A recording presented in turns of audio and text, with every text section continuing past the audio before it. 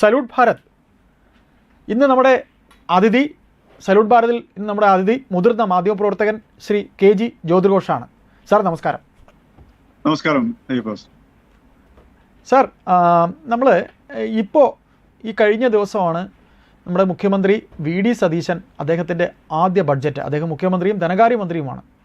Sir, അതിൽ വന്ന ഈ ചില കാര്യങ്ങൾ, ബഡ്ജറ്റല്ലേ, അപ്പോൾ ഒരുപാട് കാര്യങ്ങൾ അദ്ദേഹം പ്രഖ്യാപിച്ചിട്ടുണ്ട്. അതിൽ ഈ വീര്യം കുറഞ്ഞ മദ്യത്തിൻ്റെ നികുതി കുറച്ചിരിക്കുന്നു എന്ന തീരുമാനം, അത് മന്ത്രിസഭയ്ക്കകത്ത് എക്സൈസ് മന്ത്രി M. ലിജു എതിർപ്പ് അറിയിച്ചിരിക്കുന്നു. അതിനുശേഷം എന്താ ഇപ്പോൾ സീറോ മലബാർ സഭ അവരുടെ അധ്യക്ഷനും സീറോ മലബാർ സഭയുടെ അധ്യക്ഷൻ അദ്ദേഹവും ഈ പറയുന്ന രീതിയിൽ ബഹുമാനപ്പെട്ട VD സതീശൻ പ്രതിപക്ഷ നേതാവായിരുന്നപ്പോൾ പറഞ്ഞ വാക്കുകളൊക്കെ വിഴുങ്ങുകയാണോ എന്ന് ചോദിക്കുന്നുണ്ട്. VM സുധീരൻ എതിർപ്പ് പ്രകടിപ്പിച്ചിട്ടുണ്ട്. സർ, സഭയിൽ ഈ പറയുന്ന നയം മാറ്റി തിരുത്തി സതീശന് പറയേണ്ടി വരുമോ? എന്തൊക്കെ പുലിവാൽ സതീശന് പിടിക്കേണ്ടി വരും? ആദ്യം നമ്മൾ മനസ്സിലാക്കേണ്ട ഒരു വിഷയം, ഈ മദ്യം എന്ന് പറയുന്ന മേഖല, ആ മേഖലയുടെ സ്വഭാവം നമ്മൾ ആദ്യം തിരിച്ചറിയണം. ഒരു അന്തസ്സുള്ള വ്യക്തികളാരും തന്നെ ഈ മദ്യ വ്യവസായത്തിലേക്ക് കടക്കില്ല. അഭിമാനം ഉള്ള വ്യക്തികളും ഈ കള്ള് കച്ചവടത്തിനോ അല്ലെ മദ്യ കച്ചവടത്തിനോ കിടക്കത്തില്ല. കാരണം ഇതിന് നമ്മുടെ സമൂഹത്തിൽ രണ്ട് തരം തൊഴിലുകളുണ്ട്. അതിനെ ശ്രീനാരായണ ഗുരു രണ്ടായിട്ട് തിരിച്ചിരിക്കും. ഒന്ന് ഊർധ്വ കർമ്മവും ഒന്ന് അധോ കർമ്മവും എന്നാണ് പറയുന്നത്. അതായത് മനുഷ്യനെ മുന്നോട്ട് നയിക്കുന്ന കർമ്മങ്ങളും അതോടൊപ്പം തന്നെ മനുഷ്യനെ നാശത്തിലേക്ക് നയിക്കുന്ന കർമ്മം. ഇത് മനുഷ്യൻ, നമ്മളെപ്പോഴും എല്ലാവരും ശ്രമിക്കുന്നത് ഈ അജ്ഞതയിൽ നിന്ന് അറിവിലേക്ക് നയിക്കാൻ വേണ്ടിയിട്ടാണ്. ഇത് ഉള്ള ബോധ്യത്തിൽ നിന്ന് ബോധം ഇല്ലാതാക്കുന്ന അവസ്ഥയിലേക്ക് നയിക്കുന്നതിനുള്ള ഒരു ദ്രാവകമാണ്, അല്ലെ വസ്തുവാണ് ഈ മദ്യം എന്ന് പറയുന്നത്. അതുകൊണ്ടാണ് ഈ അന്തസ്സുള്ളവരാരും തന്നെ, അല്ലെങ്കിൽ അഭിമാനം, മനുഷ്യൻ എന്ന നിലയിൽ അഭിമാനിക്കുന്ന വ്യക്തികളാരും തന്നെ ഈ മദ്യ കച്ചവടം ഇറങ്ങിത്തിരിക്കത്തില്ല. അതുകൊണ്ട് തന്നെ ഈ മദ്യ മേഖല എന്ന് പറയുന്നത് അന്തസ്സില്ലായ്മയുടെ ഒരു വലിയ പെരുമാറ്റ രീതികളുടെ ഒരു മേഖലയാണ്. അവിടെ ഈ നീതി, സത്യം, അങ്ങനെയുള്ള സംഗതികളൊന്നും പ്രവർത്തിക്കത്തില്ല. ധാർമ്മികത ഒന്നുമില്ല. അധാർമികമായ തൊഴിലാണത്, അധാർമികമായ മേഖലയാണ്. അധാർമികതയുടെ ദ്രാവകമാണ് ഈ മദ്യം എന്ന് പറയുന്നത്.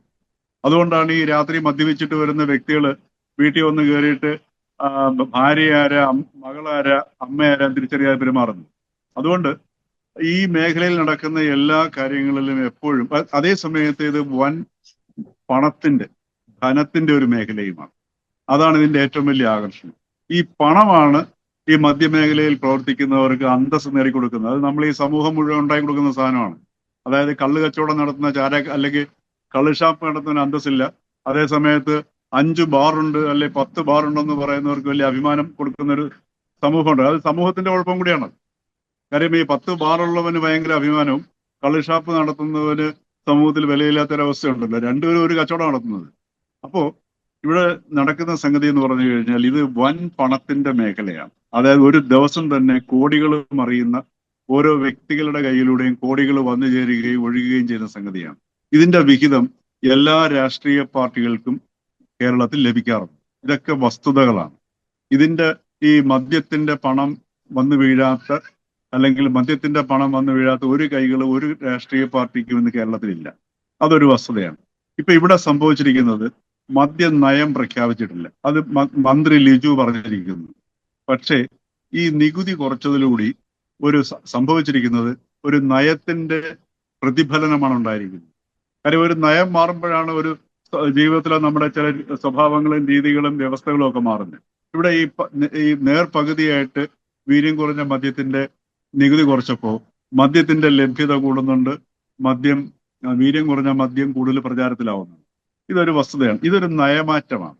ഈ ടാക്സിന്റെ കുറവെന്ന് പറയുന്നത് രേഖാമൂലം ഒരു മദ്യനയത്തിന്റെ പ്രഖ്യാപനമല്ലെങ്കിലും ശരിക്കും ഒരു മദ്യനയമായി മാറിയിരിക്കുന്നു. പിന്നെ ഇത് ഈ മേഖലയോട് ബന്ധപ്പെട്ട് ഒരുപാട് വിഷയങ്ങൾ നമുക്ക് വ്യക്തമാകേണ്ടതുണ്ട്. ഉദാഹരണത്തിന്, കഴിഞ്ഞ സർക്കാർ കേരളത്തില് പെട്ടിക്കടകൾ പോലെ ബാറുകൾ തുടങ്ങി. നമ്മുടെ കൊച്ചി നഗരത്തിൽ തന്നെ എറണാകുളം നോർത്ത് റെയിൽവേ സ്റ്റേഷനിൽ നിന്ന് ഇറങ്ങി വലത്തേക്ക് തിരിഞ്ഞു നടക്കുന്ന ആ ഒരു തെരുവ് മുഴുവൻ ബാറുകളാണ്. കള്ളിഷാപ്പ് മുതൽ മുഴുവൻ ബാറുകളാണ്. അപ്പോൾ ഈ എവിടെ തിരിഞ്ഞു നോക്കിയാലും പെട്ടിക്കടകൾ പോലെ ബാർ കാണുന്ന ഒരു അവസ്ഥ കഴിഞ്ഞ ഗവൺമെന്റ് കഴിഞ്ഞ 10 വർഷമായിട്ട് കേരളത്തിൽ വ്യാപിപ്പിച്ചു കഴിഞ്ഞു. അതേപോലെ മയക്കുമരുന്ന്, അത് പോട്ടെ, അത് വേറെ വിഷയം. ഇപ്പൊ ഓപ്പറേഷൻ തുഫാൻ നടക്കുകയാണ്. പ്രത്യക്ഷത്തിൽ മദ്യലഹരിക്ക് എതിരെയുള്ള സംഗതിയാണ്. അതായത് കൃത്രിമ ലഹരിക്കെതിരെയുള്ള വേട്ടയാണ് ഈ ഓപ്പറേഷൻ തുഫാൻ എന്ന് പറയുന്നത്. പക്ഷേ ഇവിടെ ഈ സംഭവിച്ചിരിക്കുന്നത് ഈ വീര്യം കുറഞ്ഞ മദ്യത്തിന്റെ നികുതി കുറച്ചിരിക്കുകയായിരുന്നു. ഇതിനെ ഒരു വലിയൊരു വിഷയമായിട്ടാണ് നമ്മൾ ഇതിനെ കാണേണ്ടത്. ഒന്ന്, ഈ മദ്യം എന്ന് പറയുന്ന സംഗതി ഇതിന്റെ വ്യാപനത്തിലോ അല്ലെങ്കിൽ അതിന്റെ വിലയിലോ ഒന്നും അല്ലിരിക്കുന്ന സംഗതി. ഇത് സമൂഹത്തിൽ സൃഷ്ടിക്കുന്ന ഒരു വലിയ പ്രശ്നങ്ങളുണ്ട്. ഉദാഹരണത്തിന് ഇപ്പോ നമ്മുടെ ആരോഗ്യ മേഖലയ്ക്ക് സംസ്ഥാന സർക്കാർ ചെലവഴിക്കുന്ന തുക, ഈ തുകയിൽ നല്ലൊരു ശതമാനം മദ്യത്തിലൂടെ കിട്ടുന്ന നല്ലൊരു ശതമാനം ആരോഗ്യ മേഖലയ്ക്ക് വേണ്ടി ചെലവഴിക്കുന്നതിലൂടെ പോവുകയാണ് ചെയ്യുന്നത്. അത്രയ്ക്ക് രോഗങ്ങളാണ് ഈ മദ്യ ഉപഭോഗം കേരളത്തിൽ കൊണ്ടുവന്നിരിക്കുന്നത്.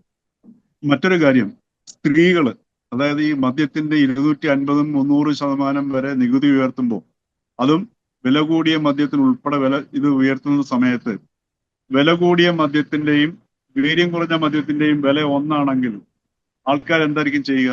വില കൂടിയ മദ്യം തന്നെയാണ് വാങ്ങിക്കഴിക്കുക.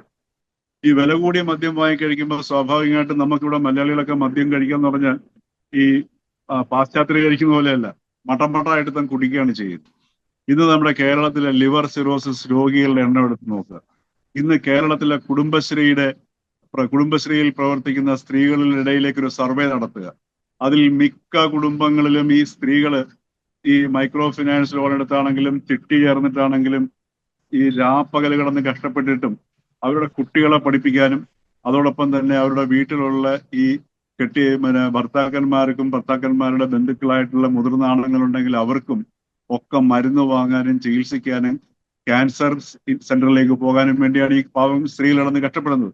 ഇതിന്റെ കാരണം എന്താണെന്ന് വെച്ച് കഴിഞ്ഞാൽ ഈ മദ്യപാനമാണ്, ഈ വീര്യം കൂടി മദ്യമാണ്.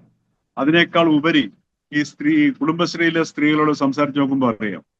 അതായത് ഈ ഇടതുമുന്നണി സർക്കാർ ഈ മദ്യത്തിന്റെ നികുതി ഏറ്റവും കൂടുതൽ കൂട്ടിയ സമയത്ത് ഞാൻ വ്യക്തിപരമായിട്ട് നമ്മുടെ വീട്ടില് ഈ വേസ്റ്റ് എടുക്കാൻ വരുന്ന സ്ത്രീകളുമായിട്ടുള്ള സൗഹൃദ സംഭാഷണത്തിൽ അവർ പറഞ്ഞതാണ്. അവർ പറഞ്ഞ വാക്ക് ഞാൻ ഉപയോഗിക്കുന്നില്ല ധനമന്ത്രിയെ കുറിച്ചിട്ട്, അത് ശാപവാക്കാണ് പറഞ്ഞത്. കാരണം എന്താ വെച്ചാൽ അവർ പറഞ്ഞത്, ശനിയാഴ്ച തോറും തങ്ങളുടെ കെട്ടിയവന്മാർ വീട്ടിൽ വരുന്ന സമയത്ത് ലെക്കില്ലാതെ വരുമ്പോൾ അവരുടെ പാന്റിന്റെയോ ഉടുപ്പിന്റെയോ പോക്കറ്റിൽ കുറച്ച് രൂപയെങ്കിലും ബാക്കി കാണും. ഇനി വരുമ്പോൾ അതുകൂടി ഉണ്ടാവില്ല എന്നാണ് പറഞ്ഞത്. അതായത് മദ്യപിക്കാനുള്ളത് രണ്ടായാലും മദ്യപിക്കും, മദ്യത്തിന് അഡിക്റ്റഡ് ആയി കഴിഞ്ഞു. അതേ സമയത്ത് അവരുടെ കയ്യിലുള്ള മുഴുവൻ പണവും സർക്കാരിലേക്ക് പോകുന്ന അവസ്ഥയിലേക്ക് വരുന്നു. അപ്പൊ അതൊരു യാഥാർത്ഥ്യമാണ്. അതായത് ഈ മദ്യത്തിന്റെ അമിത വില കൂട്ടിയതനുസരിച്ചിട്ട് കേരളത്തിന്റെ ചരിത്രം എടുത്ത് നോക്കിക്കഴിഞ്ഞാൽ ഇവിടുത്തെ മദ്യ ഉപഭോഗം കുറഞ്ഞിട്ടില്ല, അനുദിനം കൂടിക്കൊണ്ടിരിക്കുകയാണ് ചെയ്യുന്നത്. അപ്പൊ അങ്ങനെ വരുമ്പോഴത്തേക്ക് ഇവിടെ മറ്റൊരു വിഷയങ്ങൾ വരികയാണ്. ഇത് നമുക്കറിയില്ല സംഗതി, ഇത് ശരിക്കും ഒരു പഠനത്തിന് വിധേയമാക്കണം. അപ്പൊ അങ്ങനെ വരുമ്പോൾ ഈ വീര്യം കുറഞ്ഞ മദ്യത്തിന് വില കുറയുകയാണെങ്കിൽ ഈ വീര്യം കൂടിയ മദ്യത്തിന്റെ വില അല്ലെങ്കിൽ നികുതി കുറയ്ക്കാതെ ഇരിക്കുകയാണെന്നുണ്ടെങ്കിൽ സ്വാഭാവികമായിട്ടും വീര്യം കുറഞ്ഞ മദ്യത്തിലേക്ക് ജനങ്ങൾ പോകും. വീര്യം കുറഞ്ഞ മദ്യത്തിലേക്ക് പോയി കഴിഞ്ഞാൽ അവിടെ ഞാൻ കാണുന്നത് 2 ഗുണങ്ങളാണ് കാണുന്നത്. ഒന്ന്, ആരോഗ്യ പ്രശ്നം കുറഞ്ഞിരിക്കും. 2, അവരുടെ കയ്യിൽ കുറച്ച് കാശ് ബാക്കിയിരിക്കും. ലെക്കില്ലാതെ ആണെങ്കിലും വീട്ടിൽ ചെല്ലുന്ന ഈ ആണുങ്ങളുടെ പോക്കറ്റിൽ നിന്ന് കുറച്ച് കാശെങ്കിലും അവരുടെ വീട്ടിലേക്ക് എല്ലാ ശനിയാഴ്ചകളിലും അവർക്ക് ലഭ്യമാകും. അതൊരു വശമുണ്ട്. പക്ഷെ ഇത് അതിന്റെ ഒരു ഭാഗം മാത്രമാണ് ഞാൻ ഈ പറയുന്നത്. കാര്യം ഞാൻ പറഞ്ഞു വന്നത്, ഈ മദ്യത്തിന്റെ മേഖല എന്ന് പറയുന്നത് വളരെ ഈ പറഞ്ഞതുപോലെ അധോലോക സമാനമായ ഒരുപാട് പ്രവൃത്തികൾ നടക്കുന്ന ഒരു മേഖലയാണ്. അപ്പൊ ആ മേഖലയെ നമ്മളിവിടെ ഒരു സാമൂഹികമായ നമ്മുടെ സമൂഹത്തിനോട് ചേർത്ത് നിർത്തി പ്രവർത്തിക്കുമ്പോൾ അവിടെ വേണ്ടത് വളരെയധികം സുതാര്യതകളും അതോടൊപ്പം വ്യക്തമായ നയവുമാണ് വേണ്ടത്. അപ്പൊ ഈ സർക്കാർ ചെയ്യേണ്ട സംഗതി, ഈ വില കുറയ്ക്കുന്നതിന് മുമ്പ് തന്നെ ഇത് നയമായിട്ട് മാറുമെന്നുള്ളത് തിരിച്ചറിഞ്ഞ് ആദ്യം ഒരു മദ്യനയം പ്രഖ്യാപിക്കുകയാണ് വേണ്ടത്. ആ മദ്യനയത്തിൽ എന്താണ് മദ്യനയം, എങ്ങനെയാണ് കേരള സമൂഹത്തെ ഈ സർക്കാർ കാണുന്നത്, മദ്യത്തിന്റെ ലഭ്യത ഒറ്റയടിക്ക് ചിലപ്പോൾ നിർത്തിക്കഴിഞ്ഞാൽ പ്രശ്നങ്ങളുണ്ടാവും. അതോടൊപ്പം തന്നെ മദ്യ ആസക്തി കുറച്ചു കൊണ്ടുവരുന്ന ഈ ഓപ്പറേഷൻ തുഫാൻ കൊണ്ട് എല്ലാ കാലവും ഓപ്പറേഷൻ തുഫാൻ കൊണ്ടുപോകാൻ പറ്റില്ല. മറിച്ച് മദ്യത്തിന്റെ ആസക്തി കുറച്ചു കൊണ്ടുവരുന്നതിന് എന്തെല്ലാം നടപടികൾ സ്വീകരിക്കുന്നു. അതേപോലെ ഈ പറഞ്ഞതുപോലെ ഈ മദ്യത്തിന്റെ ലഭ്യത എങ്ങനെ ഉണ്ടാക്കണം, കൊച്ചു കുട്ടികളെ മദ്യത്തിൽ നിന്ന് വിമുഖതയിൽ അല്ലെങ്കിൽ ആ മദ്യത്തിലേക്ക് കൊണ്ട് അവരെ അതിലേക്ക് ആകർഷിക്കുന്നതിന് പകരം ഒന്ന് ആലോചിച്ച് നോക്കുക, കഴിഞ്ഞ 10 വർഷത്തിനിടയിൽ എത്ര പുതിയ മദ്യപാനികൾ ഉണ്ടായിട്ടുണ്ടാവും? എല്ലാം ചെറുപ്പക്കാരും കുട്ടികളുമായിരിക്കും. അപ്പൊ സ്വാഭാവികമായിട്ടും അവരെ എങ്ങനെ ഇതിലേക്ക് ആകർഷിക്കപ്പെടാതിരിക്കാനുള്ള പദ്ധതികൾ ആസൂത്രണം ചെയ്യാം. ഇങ്ങനെയെല്ലാം സംഗതികൾ കൊണ്ടുവരുമ്പോഴാണ് ഒരു മദ്യ നയം വരുന്നത്. ആ മദ്യ നയത്തിനകത്ത് ഈ സർക്കാരിന്റെ ഒരു സമീപനം സാമൂഹിക വീക്ഷണം പ്രതിഫലിക്കണം. അതോടൊപ്പം തന്നെ ഒറ്റയടിക്ക് മദ്യാസക്തിയിൽ നിന്ന് എല്ലാവരെയും പിന്മാറ്റാൻ പറ്റത്തില്ല. അതുകൊണ്ട് അങ്ങനെയുള്ളവരെ ആളുകളെ തൃപ്തിപ്പെടുത്തുന്ന രീതിയിലുള്ള മദ്യ വ്യവസായം ചിലപ്പോൾ വേണ്ടി വരും. അങ്ങനെയാണെങ്കിൽ അത് എങ്ങനെ റെഗുലേറ്റ് ചെയ്യണം, അതിന്റെ വില നിയന്ത്രണവും അതിന്റെ വ്യാപനവും തമ്മിൽ ബന്ധമുണ്ടോ എന്ന് പഠനം നടത്തണം. ഇപ്പൊ ഇത്രയും വലിയ നികുതി ആക്കിയിട്ട് പോലും സ്ത്രീകൾ കഷ്ടപ്പെടുന്നതല്ലാതെ ഈ മദ്യ ഉപഭോഗം കേരളത്തിൽ കുറഞ്ഞു കണ്ടിട്ടില്ല. അപ്പൊ അതുകൊണ്ട് ഇത്തരത്തിലൊരു പഠനം നടത്തിയിട്ട് വ്യക്തമായിട്ട് നമുക്കൊരു ആശയക്കുഴപ്പമാണ്. ഇപ്പൊ ശരിയാണ് സുധീരൻ പറഞ്ഞതുപോലെ, ഈ പറഞ്ഞതുപോലെ മദ്യം ഒഴുക്കാനുള്ള ശ്രമമാണ് നടത്തുന്നത് വെച്ചാൽ ചിലപ്പോൾ നമുക്ക് പ്രത്യക്ഷത്തിൽ അത് അങ്ങനെയാണെന്ന് പറയേണ്ടി വരും. അതുപോലെ KCBC രംഗത്ത് വരുന്നു. അതേപോലെ ഈ ഇതിന്റെ മദ്യത്തിന്റെ വില കുറച്ചത് കൊണ്ടും വീര്യം കൂടിയ മദ്യത്തിന്റെ ഉപഭോഗത്തിൽ കുറവുണ്ടാകുമോ? അത് അന്വേഷിക്കേണ്ട വിഷയമാണ്. വീര്യം കുറവുള്ള മദ്യത്തിൽ വീര്യം കൂടുതലുള്ള മദ്യത്തിന് കുറവുണ്ടാവുകയാണെന്നുണ്ടെങ്കിൽ അത് ആരോഗ്യ മേഖലയിൽ ഗുണകരമായി മാറുമോ? ഇത് ഉപയോഗിക്കുന്നവരുടെ ആരോഗ്യത്തിന്റെ പ്രശ്നവും നമ്മുടെ സമൂഹമാണ് നേരിടുന്നത്. ഞാനും അയ്യപ്പദാസും കൊടുക്കുന്ന നികുതിയിൽ നിന്നാണ് ഇവരെ ചികിത്സിക്കാനായിട്ട് പണം ചെലവഴിക്കുന്നത്. അപ്പൊ ഇത് അവരുടെ മാത്രം പ്രശ്നമല്ല, ആരോഗ്യ പ്രശ്നം എന്ന് പറഞ്ഞാൽ സൊസൈറ്റിയുടെ മുഴുവൻ പ്രശ്നമാണ്. അപ്പൊ ഈ രീതിയിൽ ഇതിനെ ഒരു പഠനം നടത്തിയിട്ട് എന്താണ് ഈ ഗവൺമെന്റിന്റെ മദ്യനയം, ആ മദ്യനയത്തിലൂടെ മദ്യം എങ്ങനെ ലഭ്യമാക്കുമെന്നും ഏത് രീതിയിൽ ലഭ്യമാക്കുമെന്നും അതിന്റെ വ്യാപനം കൂട്ടാനാണോ അതിന്റെ ശ്രമം, അതോ മദ്യം ലഭ്യമാക്കിക്കൊണ്ട് തന്നെ മദ്യത്തിലേക്കുള്ള മദ്യ ആസക്തി കുറച്ചുകൊണ്ടുവരാനുള്ള പദ്ധതികൾ ഏതെല്ലാം രീതിയിൽ നടപ്പിലാക്കുന്നു, ഏതെല്ലാം മേഖലയിലൂടെ നടപ്പിലാക്കുന്നു, അതിൽ മാധ്യമങ്ങൾക്ക് എന്ത് പങ്കുണ്ട്, അതിൽ വിദ്യാഭ്യാസ മേഖലയ്ക്ക് എന്ത് പങ്കുണ്ട്, അതിൽ കലാരംഗത്തിന് എന്ത് പങ്കുണ്ട്, ഇങ്ങനെയൊക്കെയുള്ള ഒരു സമഗ്ര പദ്ധതിയിലൂടെ വ്യക്തമാക്കുന്ന രീതിയിലൊരു മാധ്യമ നയമാണ് ഇന്ന് കേരളത്തിൽ അത്യാവശ്യം. ഈ നയമില്ലായ്മയാണ് ഇപ്പൊ ഈ ഉണ്ടായിരിക്കുന്ന ആശയക്കുഴപ്പം. അതുകൊണ്ടാണ് ഈ പറഞ്ഞതുപോലെ ഈ സഭകളും അതേപോലെ സുധീരനെ പോലുള്ള കോൺഗ്രസ് നേതാക്കളും വ്യക്തികളും ഒക്കെ പ്രത്യക്ഷത്തിൽ നോക്കുമ്പോൾ നമുക്കിത് ശരിയാണെന്ന് തോന്നും. പക്ഷെ ഈ വീര്യം അല്ലെങ്കിൽ നികുതി പുനഃസ്ഥാപിച്ചതുകൊണ്ട് കേരളത്തിലെ ആരോഗ്യ മേഖലയ്ക്കോ അല്ലെങ്കിൽ മദ്യ ഉപഭോഗത്തിനോ അല്ലെങ്കിൽ മദ്യ വ്യാപനത്തിനോ എന്തെങ്കിലും വ്യത്യാസം ഉണ്ടാകുന്നുണ്ടോ? ഇങ്ങനെയൊക്കെയുള്ള ഒരു വളരെ നിഷ്പക്ഷവും അതോടൊപ്പം തന്നെ വളരെ ശാസ്ത്രീയവും സാമൂഹിക ബദ്ധവുമായ ഒരു കാഴ്ചയിലൂടെ അന്വേഷണത്തിലൂടെയും പഠനത്തിലൂടെയുള്ള ഒരു മദ്യ നയമാണ് കേരളത്തിൽ ആവശ്യം. അല്ലാതെ ഇപ്പം മന്ത്രി ലിജു മറ്റേ മുഖ്യമന്ത്രിയെ കണ്ട് ചർച്ച നടത്തിയോണ്ടു എന്ത് പ്രയോജനം ഉണ്ടാവുന്നത്? നികുതി പുനഃസ്ഥാപിച്ചു കഴിഞ്ഞാൽ പ്രശ്നം തീർന്നില്ലേ? ഇപ്പൊ വേണമെങ്കിൽ നാളെ നിയമസഭയിൽ വന്നിട്ട് ഇത് കേരളത്തിന്റെ പൊതുസമൂഹം ഇത് എതിർക്കുന്നതിനാൽ ഇതിന്റെ നികുതി കൂടെ വർദ്ധിപ്പിക്കുന്നു. എന്തെങ്കിലും മാറ്റം കേരളത്തിന്റെ സമൂഹത്തിൽ ഉണ്ടാകുന്നു? എന്തെങ്കിലും? അപ്പോ സാർ, ഞാനൊന്ന് ഇടപെടുകയാണ് സാർ. അപ്പോ സാർ പറയുന്നത് ഒരു മദ്യനയം ആദ്യം VD സതീശൻ സർക്കാർ പ്രഖ്യാപിക്കണം. എന്താണ് അവരുടെ മദ്യനയം? അതിനുശേഷം നിങ്ങൾ ബാക്കി കാര്യങ്ങൾ തുടർന്ന് പറയുക, അല്ലെ? മദ്യനയം പറയൂ. തീർച്ചയായും അതെ. കാരണം ഇതിപ്പം മദ്യനയമായിട്ട് മാറിയിരിക്കുന്നു ഈ നികുതി കുറച്ചത്. കാര്യം ഈ നയം എന്ന് പറയുന്ന സംഗതി ഒരു സമീപനമാണല്ലോ. ആ സമീപനമാണല്ലോ പ്രതിഫലിക്കുന്നത് പ്രായോഗിക തലത്തിൽ. ഇവിടെ ഈ മദ്യനയം കുറച്ചിരിക്കുന്നത് ഒരു നയമായിട്ട് ഫലത്തിൽ വന്നിരിക്കുകയാണ് ചെയ്യുന്നത്. എന്നാൽ മദ്യനയം പ്രഖ്യാപിച്ചിട്ടുണ്ടോ? അതുമില്ല. അതല്ലെങ്കിൽ പൊതുവായ നയത്തിന് അനുകൂലമാണോ? ഇപ്പൊ കഴിഞ്ഞ LDF സർക്കാർ അവരുടെ പൊതുവായ നയത്തിനോട് ചേർന്നിട്ടാണ് നികുതി വർദ്ധിപ്പിച്ചത്. കാരണം അവർ പറയുന്ന ന്യായം എന്താണ്? മദ്യ ഉപഭോഗം വർദ്ധിപ്പിക്കുക കുറയ്ക്കുക എന്നുള്ളതാണ്. മദ്യ ഉപഭോഗം കുറയ്ക്കുന്നതിനുള്ള ഒരു മാർഗം എന്ന നിലയിലാണ് കഴിഞ്ഞ സർക്കാർ LDF സർക്കാർ ഈ മദ്യത്തിന്റെ നികുതി വർദ്ധിപ്പിച്ചത്.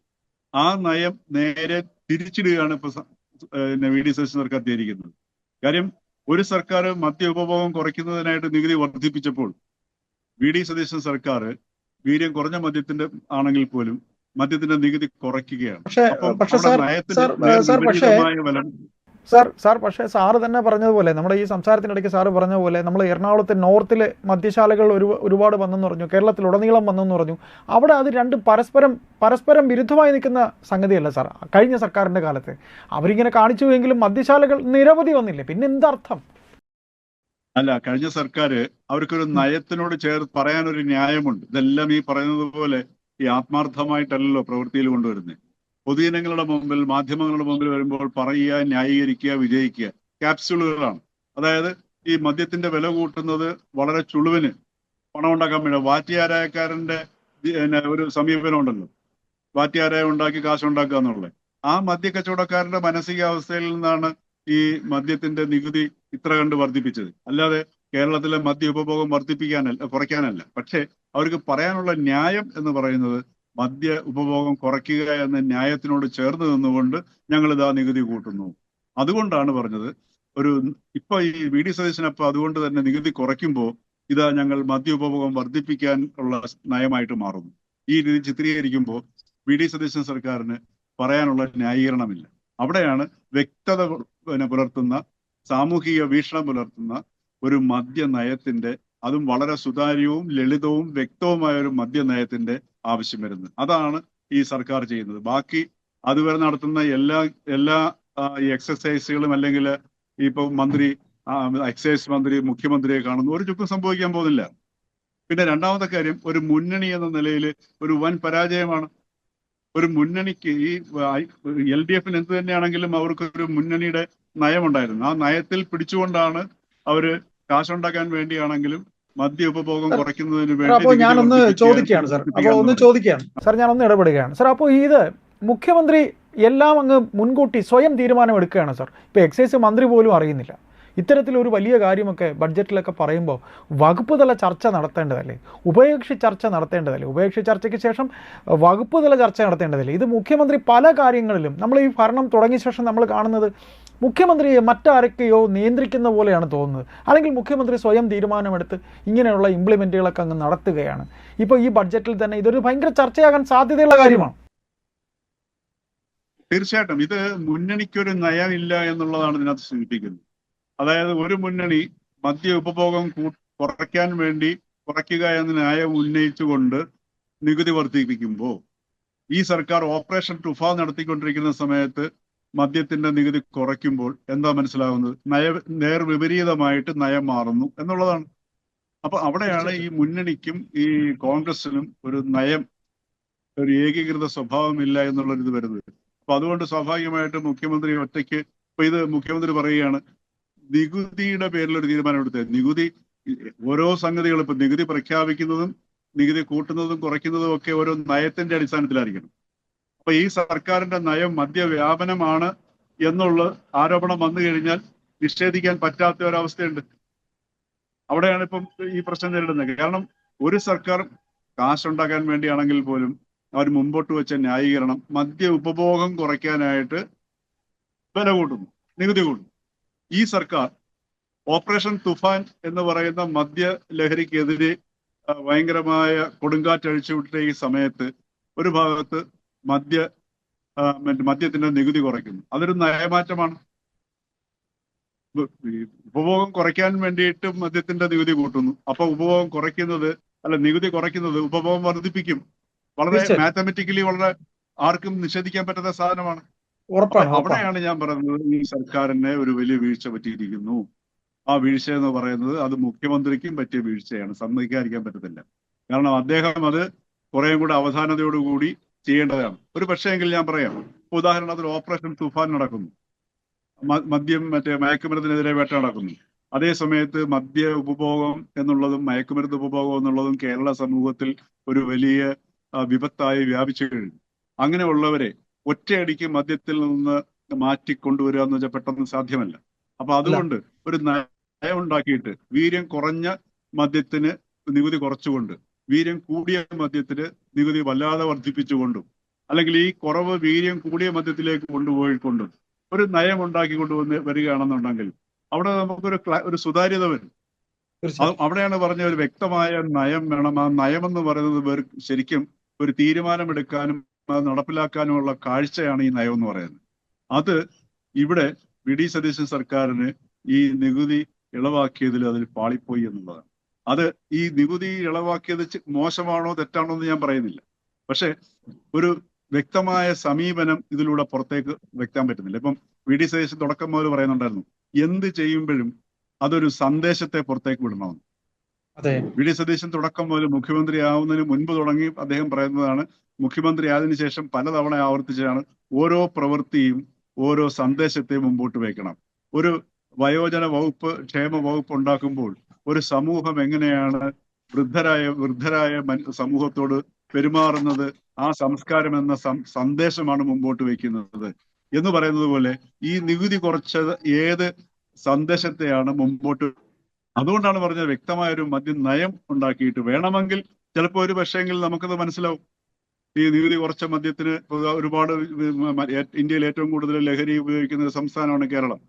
അങ്ങനെയുള്ളവരുടെ ആരോഗ്യത്തിന് ഹാനികരമാവുന്നത് വളരെ അപകടകരമാണ്. വീര്യം കൂടിയ മദ്യം കൂടുതൽ ആരോഗ്യത്തിന് ഹാനികരമാകും. അതുകൊണ്ട് വീര്യം കുറഞ്ഞ മദ്യം ലഭ്യമാക്കിക്കൊണ്ട് വീര്യം കൂടിയ മദ്യത്തിന് നികുതി വർദ്ധിപ്പിക്കുമ്പോൾ ഈ പറഞ്ഞതുപോലെ വീര്യം കുറഞ്ഞ മദ്യം കൂടുതൽ ആൾക്കാർ ഉപയോഗിക്കുകയും സ്വാഭാവികമായിട്ടും ആരോഗ്യ പ്രശ്നങ്ങളും കുറവായിരിക്കും. അതോടൊപ്പം തന്നെ ക്രമേണ മദ്യത്തിൽ ആസക്തിയിൽ ജനങ്ങളെ കുറച്ചു കൊണ്ടുവരാൻ കഴിയും. വീര്യം കുറഞ്ഞ മദ്യം ഉപയോഗിക്കുമ്പോൾ അമിതമായ വീര്യം ഉള്ള മദ്യത്തിനുള്ള ആസക്തി ഉണ്ടാവുകയാണോ കൂടുകയാണോ എന്ന് നമുക്കറിയില്ല. അതൊക്കെ പഠനം നടത്തണം. അപ്പൊ അങ്ങനെയൊക്കെയുള്ള ഒരു പഠനത്തിന്റെ അടിസ്ഥാനത്തിൽ വ്യക്തമായ ഒരു നയം പ്രഖ്യാപിച്ചുകൊണ്ട് വി.ഡി. സതീശൻ സർക്കാർ പറയുകയാണ് ഇത് കേരളത്തിന് തൽക്കാലം നമുക്ക് ഈ കേരളത്തിലെ ജനതയെ മദ്യാസക്തിയിൽ നിന്ന് കുറച്ചു കൊണ്ടുവരുന്നതിന്, അതേപോലെ തന്നെ ഈ ആരോഗ്യ പ്രശ്നങ്ങൾ കുറയ്ക്കുന്നതിനും ഇത് ഉതകുന്നതാണ്. അതുകൊണ്ടാണ് ഇതിന് ഈ വീര്യം കുറഞ്ഞ മദ്യത്തിന് കൂട്ടുന്നതും കൂടിയ മദ്യത്തിന് വളരെയധികം കൂട്ടുന്നത് എന്നൊക്കെ ഒരു നയം പറയുകയാണെങ്കിൽ നമുക്ക് വ്യക്തമാണ്. ഇതിപ്പോ അവ്യക്തതയാണ് നിലനിൽക്കുന്നത്. പ്രത്യക്ഷത്തിൽ ഈ നയ വ്യതിയാനവും കാണുകയാണ് ചെയ്തത്. അതായത് ഉപഭോഗം കുറയ്ക്കുന്നതിന് വേണ്ടി വില കൂട്ടുക എന്നുള്ള നയത്തിൽ നിന്ന് മാറി നികുതി കുറച്ചുകൊണ്ട് ഉപഭോഗം കൂട്ടുക എന്നുള്ള ഒരു നയത്തിലേക്ക് പ്രത്യക്ഷത്തിൽ ഇത് വന്നിരിക്കുന്നു. അതാണ് ഇത്രയധികം പ്രതിഷേധം വരാൻ കാരണം. ഏതായാലും സാർ, ഈ പറയുന്ന പോലെ പിന്നെ ഈ ക്രിസ്ത്യൻ സഭകൾ മാത്രമല്ല, പിന്നെ മറ്റ് മുസ്ലിം സംഘടനകളും ഇതിൽ ഇടപെട്ടിട്ടുണ്ട്. ബുധനാഴ്ച സഭയിൽ ഇതിനെ സംബന്ധിച്ച് ചർച്ച ഉണ്ടാകുമെന്ന് പറയുന്നു. നമുക്ക് നോക്കാം. ഇപ്പോൾ സാറ് പറഞ്ഞതുപോലെ ഈ കേരള സമൂഹം കാത്തിരിക്കുകയാണ് ഒരു നയം ഈ സർക്കാരിനുണ്ടോ എന്നത്. നമുക്ക് തുടർന്ന് ഈ വിഷയം വരുമ്പോൾ സംസാരിക്കാനിരിക്കാം. ഒന്നും കൂടെ ഒറ്റ വാക്കിൽ ഒന്നും കൂടെ പറയുകയാണെങ്കിൽ, പറഞ്ഞോളൂ സാർ. അന്തസ്സില്ലാത്ത ഒരു മേഖലയുടെ നടത്തിപ്പിന് അന്തസ്സോടുകൂടിയ ഒരു നയം, അതാണ് സർക്കാർ കൊണ്ടുവരുന്നത്. അതെ, thank you sir, thank you.